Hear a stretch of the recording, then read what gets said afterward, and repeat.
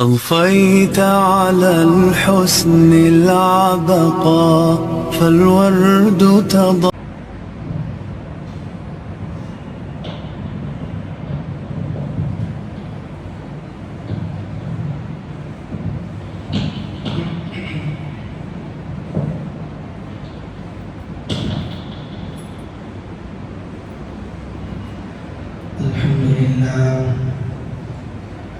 الحمد لله نحمده ونستعينه ونستغفره ونؤمن به ونتوكل عليه ونعوذ بالله من شرور أنفسنا ومن سيئات أعمالنا. من يهده الله فلا مضل له ومن يضلله فلا هادي له. ونشهد أن لا إله إلا الله وحده لا شريك له. ونشهد أن سيدنا ومولانا محمدا عبده ورسوله. أما بعد فأعوذ بالله من الشيطان الرجيم. بسم الله الرحمن الرحيم. ولله على الناس حج البيت من استطاع إليه سبيلا ومن كفر فإن الله غني عن العالمين. وقال النبي صلى الله عليه وسلم: من حج لله فلم يرفث ولم يفسق رجع كيوم ولدته أمه، أو كما قال عليه الصلاة والسلام.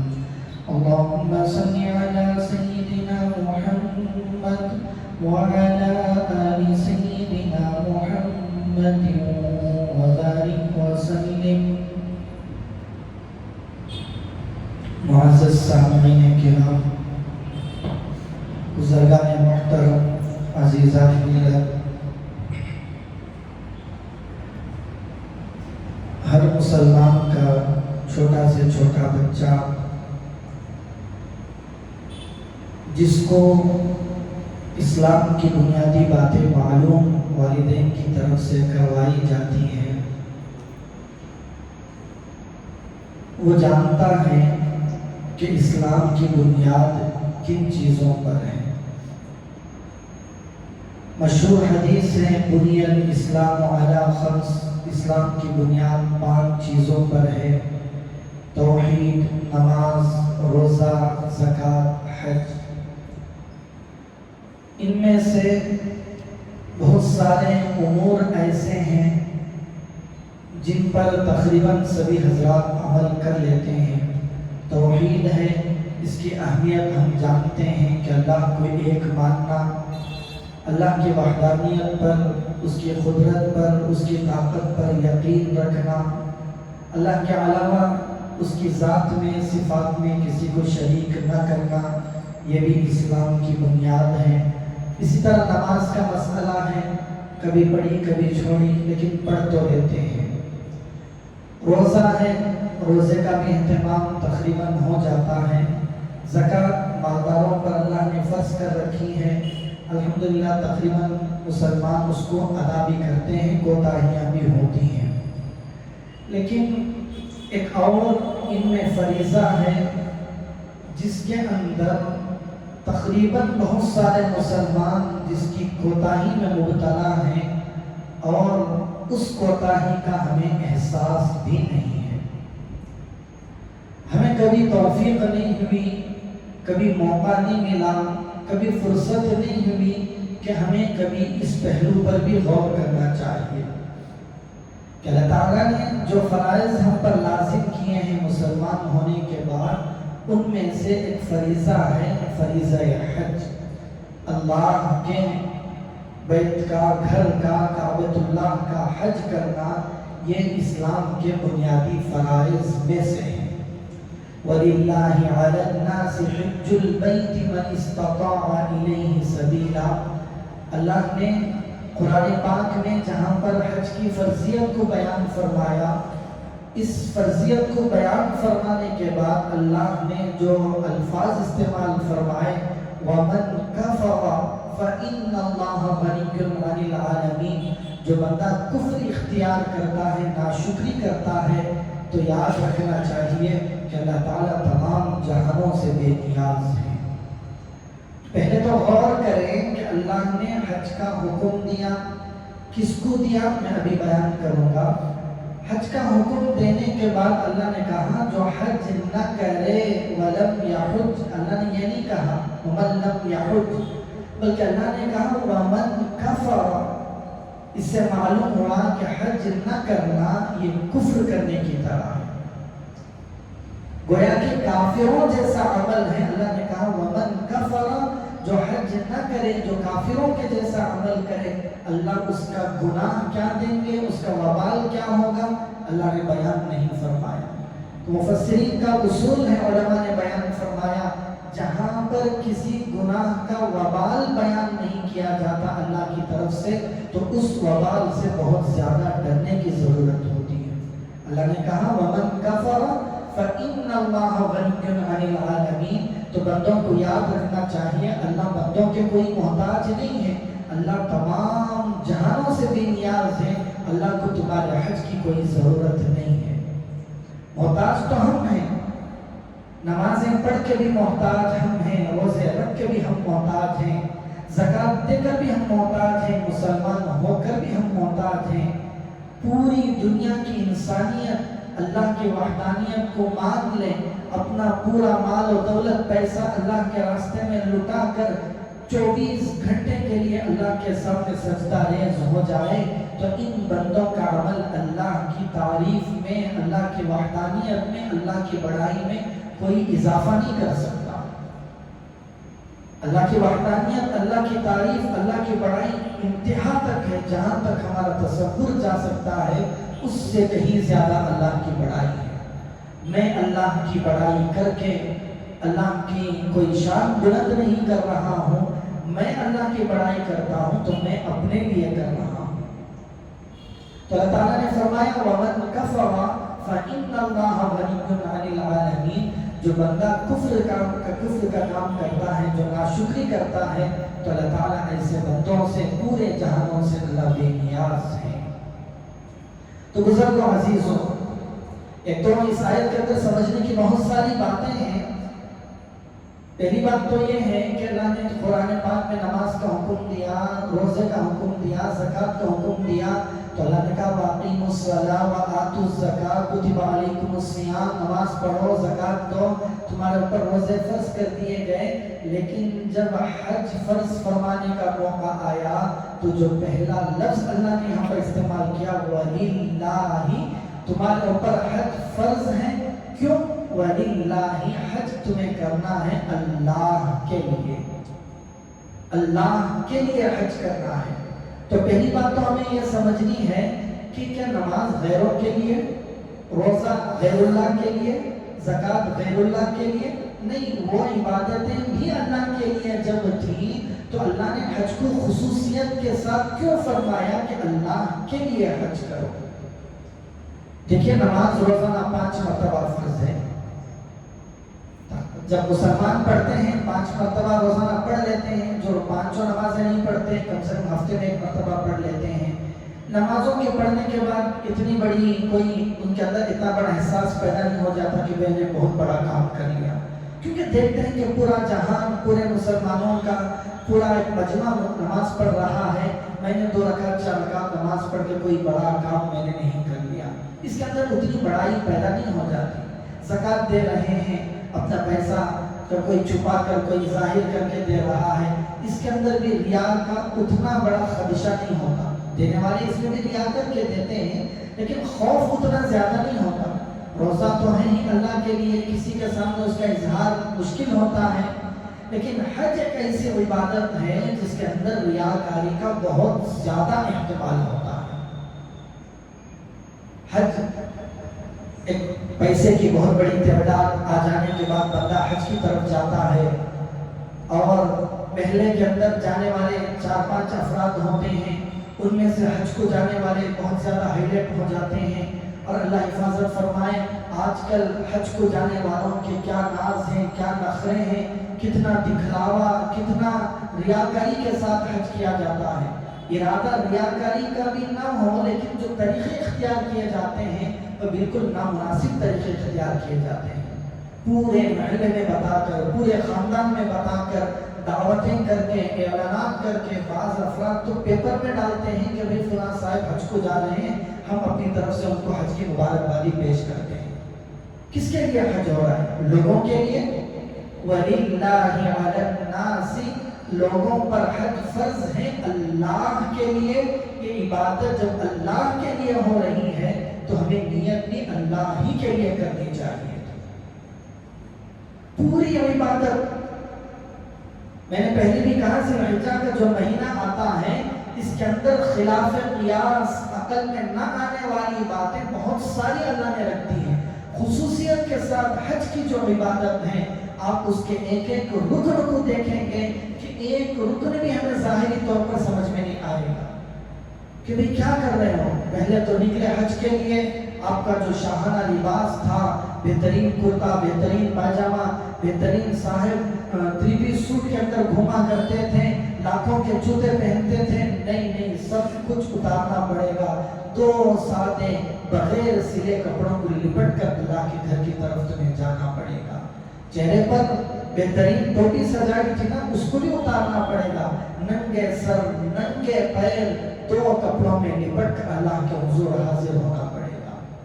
پیسہ اپنا خرچ ہو رہا ہے، قربانی اپنی دے رہے ہیں۔ اللہ جا کر وہاں کیا کریں گے؟ جا کر ایسے اعمال، ایک گھر ہے جاؤ اس کے چکر لگاؤ، کبھی صفا مروہ کے درمیان دیوانوں کی طرح دوڑو، کبھی پانی کو دیوانوں کی طرح زمزم کو پیو، اور پورے ارکان ادا کر دینے کے بعد اللہ کیا ملے گا؟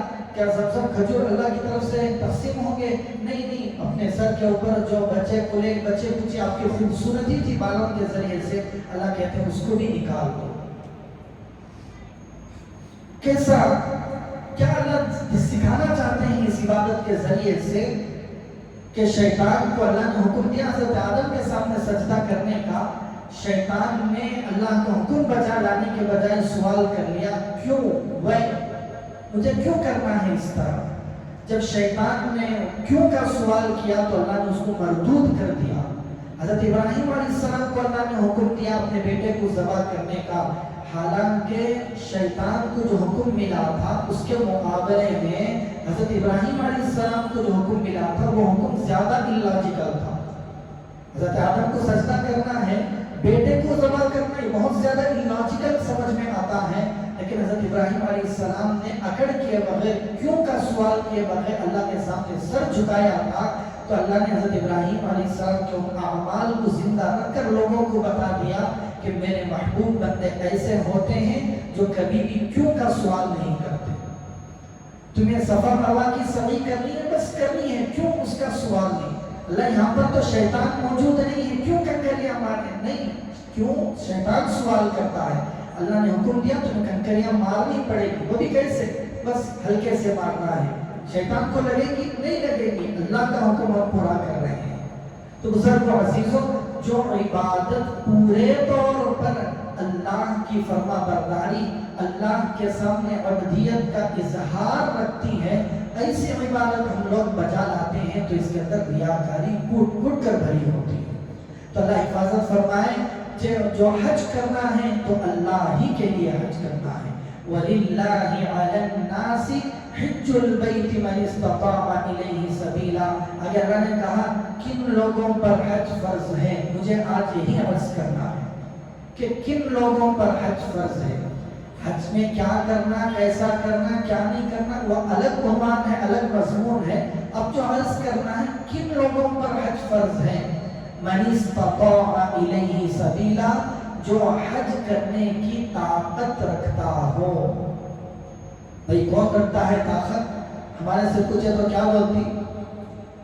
جس کے پاس ایک بنگلہ ہو، جس کے بیٹے بیٹیوں کی پوری شادیاں ہو گئی ہوں، جس کے بچوں کے لیے بزنس کا انتظام ہو گیا ہو، اور بینک میں اچھا खासा एफडी उन्होंने करवा लिया हो, अब बचे कुछ पैसों से अब ये पैसे ले जाकर हज करेंगे। यही एक कॉन्सेप्ट हम लोगों का बना हुआ है, यही मिजाज आज के ज़माने में बना हुआ है। अल्लाह फरमाते मन इस्तताअ इलैहि सबीला, जिसके पास भी ताकत है उसके ऊपर हज करना लाजिम है, फर्ज है। अब समझे ताकत किसे कहते हैं।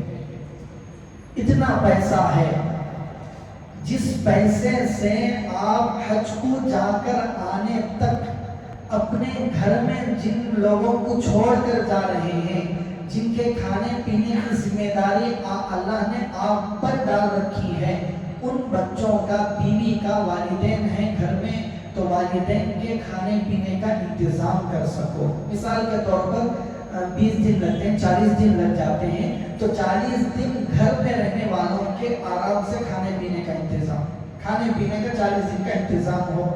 और सफर के लिए जितना खर्च आता है जाकर आने तक, वहाँ खाने पीने का, वीजा वगैरह का जितना खर्च आता है, उतना खर्च आपके पास जरूरत से जायद मौजूद है, तो फिर हर उस बंदे पर हज फर्ज है, वाजिब है, जरूरी है। जरूरत से जायद हमारी जो जरूरतें बनाई हुई हैं, ये जरूरतें मोतबर नहीं है। भाई क्या जरूरतें हैं? बहुत सारी जरूरतें हैं। क्या? बच्ची की शादी के लिए पैसे जोड़ कर रखे हैं, बच्ची की शादी के लिए लाखों जरूरत नहीं थी, आजकल का मिजाज बना हुआ है। शरीयत ने तो नहीं कहा था ना कि बच्ची की शादी में 8 लाख का जेवर देना पड़ेगा, 5 लाख की दावत करनी पड़ेगी, 2 लाख का फर्नीचर देना पड़ेगा। शरीयत ने ये सब लाजिम नहीं किया। शादी तो बिल्कुल शरीयत ने आसान बना रखी है, हमने उसमें तकल्लुफात पैदा करके अपनी जरूरत बना ली, तो यह हमारी अपनी कोताही है अलबत्ता। लेकिन अगर हमारे पास इतना पैसा है, चाहे वो बच्ची की शादी के लिए उठाकर रखा हुआ हो, जिस पैसे से मैं हज कर सकता हूं, तो मेरे ऊपर जरूरी है कि मैं उस पैसे से हज करूं। आगे एक और कोताही ये होती है, घर में मस्तूरात होती हैं, औरतें होती हैं जिनके पास जेवर होता है। आजकल हर औरत के पास 7-8 लाख का जेवर तो आराम से मिल जाता है। आज हज करने के लिए कितने रुपयों की जरूरत? 4 लाख, 4.5 लाख में एक आदमी का हज गालिबन, मैं तो नहीं जानता, शायद 4, 4.5, 5 लाख में एक आदमी का हज हो जाता है। अब एक औरत के पास 4 लाख, 5 लाख, 10 लाख का अगर जेवर है, औरत चूंकि अकेली तरह हज नहीं कर सकती, तो औरत पर हज फर्ज होने के लिए ये भी जरूरी है कि वह अपने साथ एक महरम को ले जाने की ताकत रखती हो। या तो उसका शौहर है जिसके पास भी पैसा है, जो जाने के लिए तैयार है, तो औरत के पास 5 लाख या उसका उतने रुपया का जेवर है, तो औरत पर फर्ज हो जाएगा। या भाई या बाप कोई हज के लिए जा रहा है, तो औरत पर लाजिम है कि हज करे। नहीं, किसी के पास ताकत नहीं है औरत को ले जाने के लिए, तो औरत के पास इतना पैसा है कि वह अपना पैसा खर्च करके महरम को साथ ले जा सकती है, तो इस औरत पर जरूरी है कि अपना पैसा खर्च करके एक महरम को साथ लेकर हज करे। हो रहा है हमारे घरों में ये ऐसा समझते गोया कि ये जेवर एक जरूरी लाजिमी चीज है। जिस तरह एक इंसान के पास 2-3 जोड़े कपड़े का होना लाजिमी चीज है, उसके बगैर घर नहीं चल सकता, हम ये समझते हैं कि घर में 150-200 ग्राम सोने का रह जाना ये जरूरी चीज है, ये खर्च के काबिल पैसा नहीं है। हाँ, रमजान में मसाइल बयान होते हैं तो बातिल नाखास्ता उन पैसों की ज़कात तो अदा कर दी जाती है, लेकिन मेरा और आपका ख्याल कभी नहीं आया कि मेरे घर में इतना पैसा रखा हुआ है, अब तक मेरा हज अदा नहीं हुआ, मुझे हज कब करना चाहिए, कभी मुझे ख्याल नहीं आया। तो बुजुर्गों अजीजों, आप अहादीस सुनेंगे तो दिल कांप उठेगा कि हज न करने पर जनाब नबी पाक सल्लल्लाहु अलैहि वसल्लम ने कितनी सख्त से सख्त वईदें सुनाई हैं। अल्लाह के नबी सल्लल्लाहु अलैहि वसल्लम ने फरमाया, जिसके पास हज करने की ताकत हो, इस्तिताअत हो, फिर भी वो हज न करे, कोई रुकावट ना हो। रुकावट से मुराद हमारी रुकावट नहीं, अल्लाह के नबी ने खुद बयान फरमाया, रास्ता मामून हो, यानी फ्लाइट्स चल रही हो, आने जाने का रास्ता खुला हुआ हो, कोई जालिम बादशाह रोकने वाला ना हो, कोई बीमारी ना हो, तो यही रुकावटें हैं शरई एतबार से। कोई रुकावट ना हो پیسے کا بھی اللہ نے انتظام کر رکھا ہو، پھر بھی حج نہ کرے. آگے سنیں، وہ نبی جو اپنی امت کے ایک ایک فرد کے ایمان کے لیے تڑپا کرتے تھے، رویا کرتے تھے، وہ نبی کہہ رہے ہیں کہ بندہ اپنی طاقت کے باوجود حج نہ کرے تو کوئی پرواہ نہیں ہے کہ وہ یہودی ہو کر مرے یا نصرانی ہو کر مرے. آگے سنیں، حضرت ابن عمر رضی اللہ عنہ کی ایک حدیث ہے در منصور میں. حضرت ابن عمر رضی اللہ عنہ نے فرمایا، جو بندہ طاقت کے باوجود حج نہیں کرتا، قیامت کے دن جب اٹھے گا تو اس کے چہرے پر کافر لکھا ہوا ہوگا. علماء نے اس کی تعبیریں کی ہیں کہ بھئی کافر تو نہیں ہو جاتا، حج کا انکار کرنے سے کافر ہوتا ہے، طاقت کے باوجود حج نہ کرے تو گنہگار ہوگا، کافر تو نہیں ہوگا. تعبیر تو ٹھیک ہے، بہت ساری احادیث کو سامنے رکھ کر یہ بات بیان کی گئی ہے، لیکن اس وعید سے ڈرنے کی تو ضرورت ہے. یا پھر علماء نے صاف فرمایا ہے، کچھ چیزیں ایسی ہیں ہم سمجھتے ہیں کہ وہاں پر پیسہ لگ جائے تو پیسہ ختم ہو جاتا ہے، حالانکہ صدقہ و خیرات ایسی چیز ہے جس بندے نے صدقہ و خیرات کیا کبھی بھی اللہ نے اس کو مفلس نہیں بنایا. جس بندے نے حج کیا اللہ نے کبھی بھی اس کو مفلس نہیں بنایا. اللہ قرآن پاک میں جو حج کے فضیلتیں، حج کے فائدے ہیں، ان میں سے ایک فائدہ بیان فرماتے ہیں، لِيَشْهَدُوا مَنَافِعَ لَهُمْ. جو بندے حج کرتے ہیں وہ دیکھیں گے کہ اللہ حج کے کیا کیا فائدے پہنچانے والے ہیں. ان فائدوں میں سے علماء نے یہ بھی لکھا ہے کہ اللہ تعالیٰ اس کے سامنے وسعت کے دروازے کھول دیں گے. میں یہ سمجھ رہا ہوں کہ بھئی میں نے 5 لاکھ 6 لاکھ روپئے اس لیے جمع کر رکھے ہیں کہ میرا بیٹا تعلیم سے پڑھ کر فارغ ہو جائے گا تو اس کے لیے بھی اسی بزنس کا انتظام کروں گا. یہ بیٹی بڑی ہو جائے گی تو اس کے لیے شادی کا انتظام کروں گا. شادی تو بعد میں ہونی ہے، آپ نے پیسے جمع کر رکھے ہیں، آپ کے اوپر حج فی الحال فرض ہو گیا، آپ نے حج نہیں کیا، میری وفات اسی حالت میں ہو جاتی ہے تو کل قیامت کے دن حج نہ کرنے والوں میں شمار ہوگا. ان پیسوں کو لے کر حج کر لیں گے تو اللہ کا وعدہ ہے، اللہ تعالیٰ اس حج کی وجہ سے کبھی مفلس نہیں بنائیں گے. بیٹی کی شادی بھی آرام سے ہو جائے گی، بیٹی کا کاروبار بھی آرام سے لگ جائے گا. اللہ کی طرف سے جو فریضہ میرے اوپر عائد تھا وہ فریضہ بھی ادا ہو جائے گا. تو بزرگ و عزیزوں، اور اتنی سخت وعیدیں اللہ کے نبی صلی اللہ علیہ وسلم نے بتلا دی، اور کیا ہم سن سکتے ہیں. حضرت عمر رضی اللہ عنہ کا بھی قول ہے کہ جو بندہ طاقت کے باوجود حج نہ کرے. ایک اور روایت ہے کہ حضرت عمر رضی اللہ عنہ نے فرمایا، میرا تو دل چاہتا ہے کہ میں مختلف ممالک میں جاؤں، تحقیق کروں، وہاں پر جو لوگ طاقت کے باوجود حج نہیں کرتے ان لوگوں پر میں ٹیکس مقرر کروں، جزیہ مقرر کروں. اس زمانے میں ٹیکس جزیہ غیر مسلم پر آتا تھا، تو حضرت عمر نے فرمایا میں ان کو مسلمان نہیں سمجھتا، اس لیے میں چاہتا ہوں کہ ان بندوں پر اپنی طرف سے ٹیکس مقرر کر دوں. تو کتنی سخت ڈرنے کی بات ہے، کتنی بڑی وعید ہے. اللہ کے نبی نے فرما دیا مجھے پرواہ ہی نہیں ہے کہ بندہ یہودی ہو کر مرے یا نصرانی ہو کر مرے. اللہ حفاظت فرمائے. تو بزرگوں عزیزوں، جب اللہ کی طرف سے میرے اوپر حج کا فریضہ عائد ہو گیا، میرے پاس اتنے پیسے جمع ہو گئے کہ یہ زمانے کے بنائے ہوئے قانون کو چھوڑ دیں. زمانے نے بنائے ہیں تکلفات کہ بھئی ماں باپ بوڑھے ہو چکے ہیں، نوجوان بیٹا عمرے کے لیے جا رہا، کیسا بے شرم بیٹا. یہ زمانہ بولنے والا، بولنے دے زمانے کو. ماں باپ اگرچہ کہ بوڑھے ہیں، ماں باپ کے پاس پیسہ نہیں ہے، ماں باپ پر حج بھی فرض نہیں ہے. بیٹا فی الحال تو مالدار ہے، اللہ نے تیرے اوپر حج فرض کیا ہے، تجھے ضروری ہے کہ تو پہلے حج پر جا کر آئے. اللہ نے طاقت دی ہے، ضرور والدین کو حج کرائیں. والدین کو حج کرانا بہت بڑی فضیلت کی چیز ہے، ضرور کرائیں، اس سے کوئی منع نہیں کرتا. آپ کے پاس والدین کے حج اور عمرہ کرانے کے پیسے نہیں ہیں، صرف اس بہانے سے اپنا حج مؤخر کرنا یہ بہت بڑی غلطی ہے.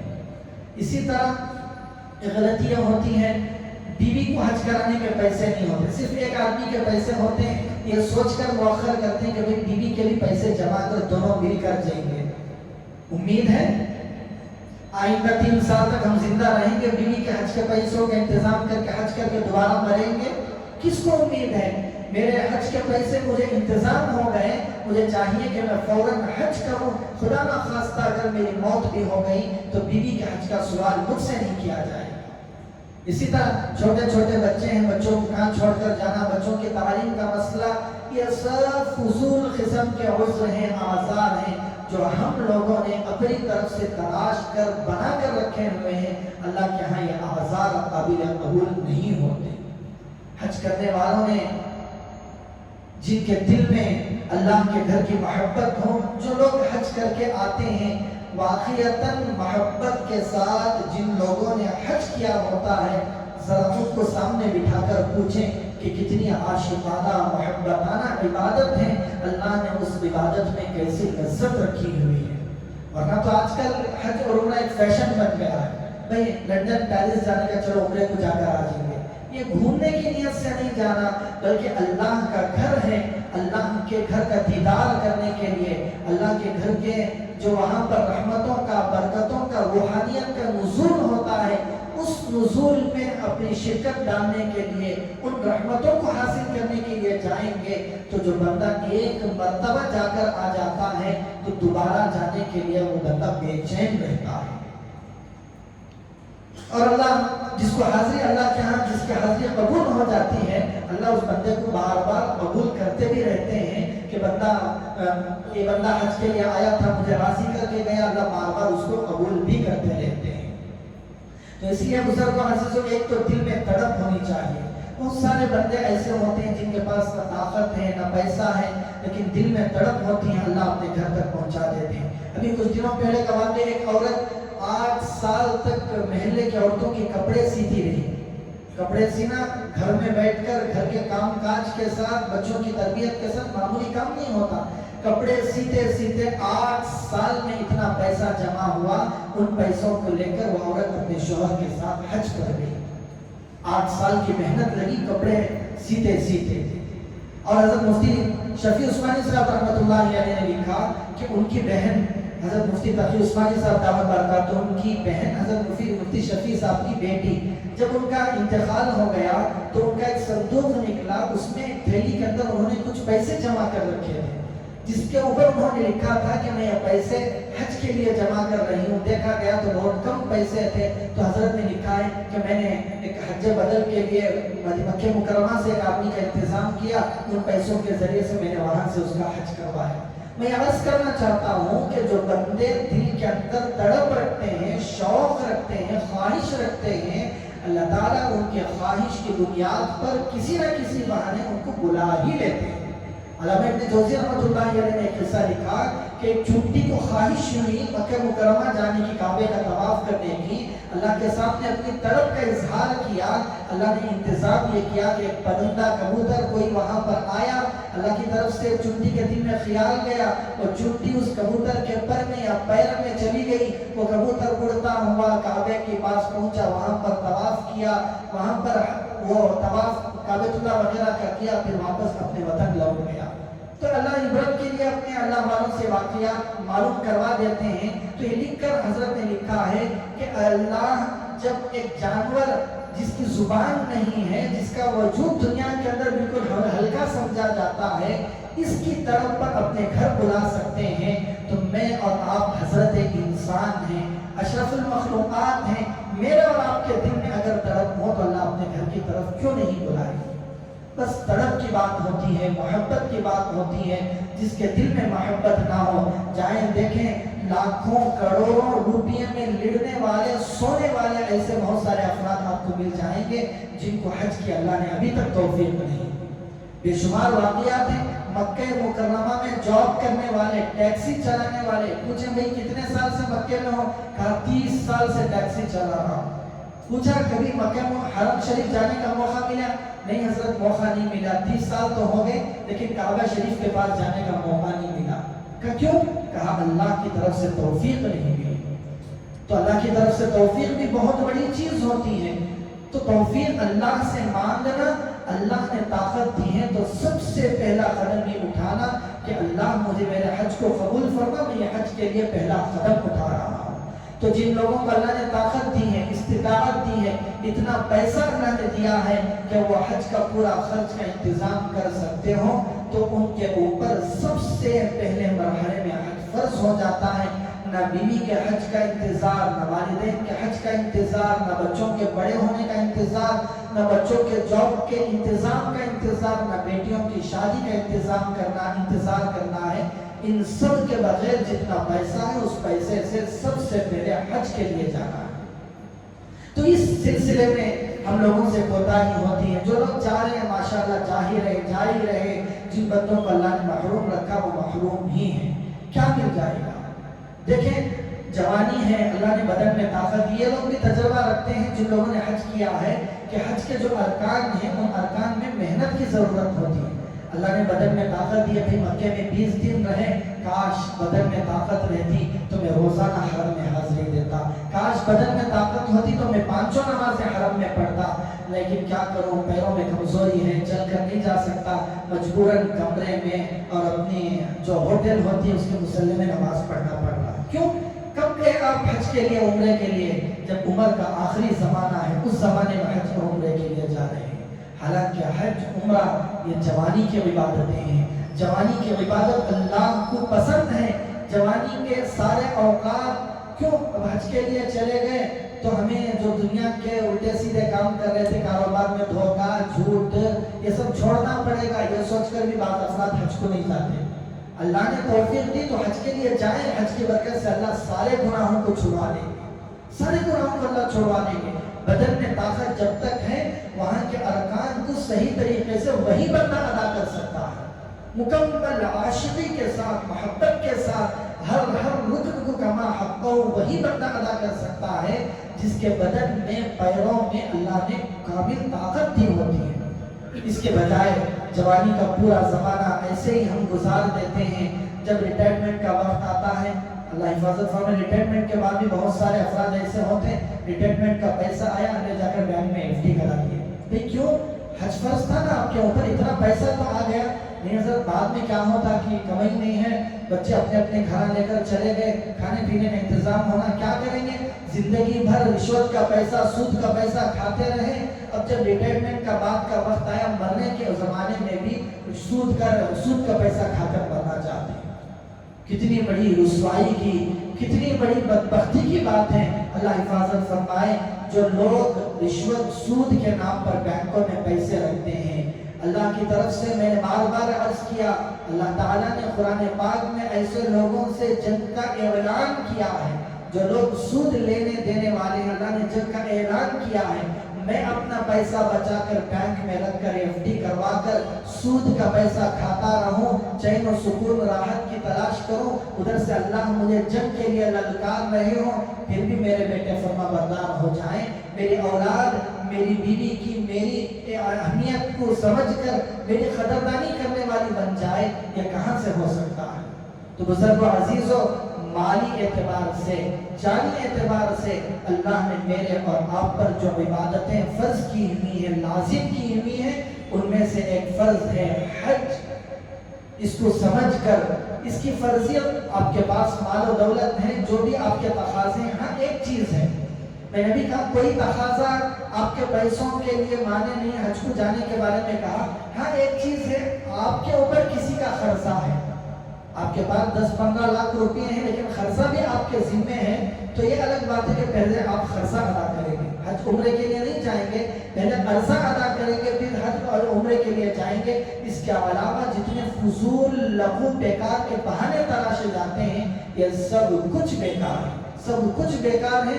ہم آئے علماء کے ساتھ، علماء کے پاس، حضرت ہمارے پاس اتنے پیسے ہیں، گھر کے یہ تقاضے ہیں، یہ حالات ہیں، سب کچھ سامنے رکھ کر بیان کر کے مسائل معلوم کریں کہ مجھے حج کب کرنا چاہیے، کیسے کرنا چاہیے۔ جب میرے اوپر حج کی فرضیت کی بات آ گئی تو بلا چون و چرا اللہ کے لیے مجھے حج کی طرف چلے جانا ہے۔ وہاں کی عبادتیں، وہاں کی روحانیت، وہاں کے جو اثرات، ثمرات، فائدے ہوتے ہیں، وہاں جا کر بہت سارے افراد ایسے ہوتے ہیں جن کی زندگیاں تبدیل ہو جاتی ہیں۔ میں سمجھتا ہوں کہ بھئی میری اگر زندگی میں تنگی گزر رہی ہے، میرے اعمال درست نہیں ہیں، الٹی سیدھی زندگی گزر رہی ہے، لے کو میں کہا حج کو جانا، پہلے سدھر جائیں گے بعد میں حج کو جائیں گے، نہیں، ایسے بہت سارے افراد دیکھنے میں آئے ہیں جو حج کے لیے گئے، اللہ نے اس حج کی برکت سے یا عمرے کی برکت سے اللہ نے ان کی پوری زندگی کو بدل دی۔